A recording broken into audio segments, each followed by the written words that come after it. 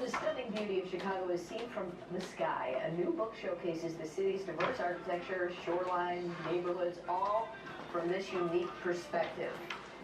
Above and Across Chicago features the work of 15 photographers. Terry Mayday is one of them. He joins us now along with Sam Landers, one of the book's editors. Good morning. Good morning, guys. Good morning. Thanks for having us. Thank you. It's so great to see the city from up high, and I don't know anything about photography, but I would think you could just push the button and you're going to come away with something pretty cool. So what's the strategy here to, put your thumbprint on these images? I think that the technology of drones has just taken this industry to the next level.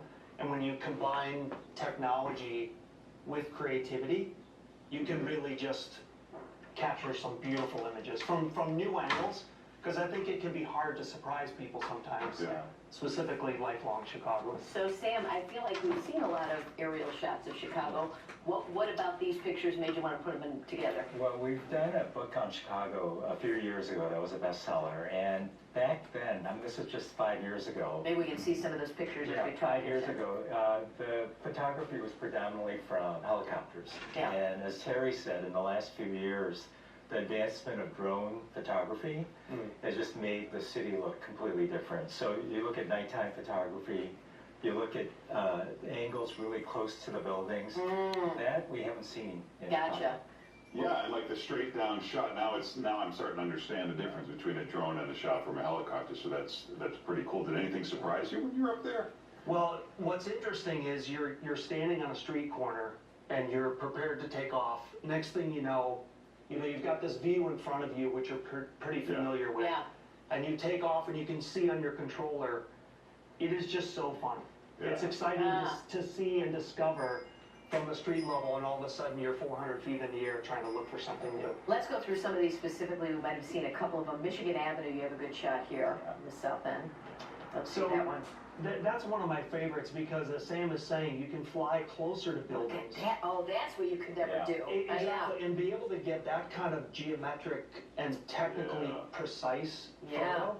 And also surprise the viewer, because when you're looking south on Michigan Avenue, even as a lifelong Chicagoan, that view surprises me. Yeah, you don't normally look, it's interesting. And how about the construction of the beam? You have a good shot. Yeah, I think it's funny. Sometimes it's just a continuous evolution of the city, right? And we show up on a certain day and it's under construction. It might not be the iconic photo that you're thinking about of the beam, but it still captures a beautiful moment in time as we were just beginning winter of last year. Sam, what are you looking for when you're looking through these? Well, we're looking at light, we're looking at a city view that we haven't seen before. But as I said before, when you're up on a helicopter, serendipity comes into play because the helicopter's moving, you have a camera, so you do get some shots. You get the vertigo effect. Whereas on a drone, as a creative director, you can ask for a precise shot, precise angle. And let's look at the next one, the zoo lights at Lincoln Park. Yeah.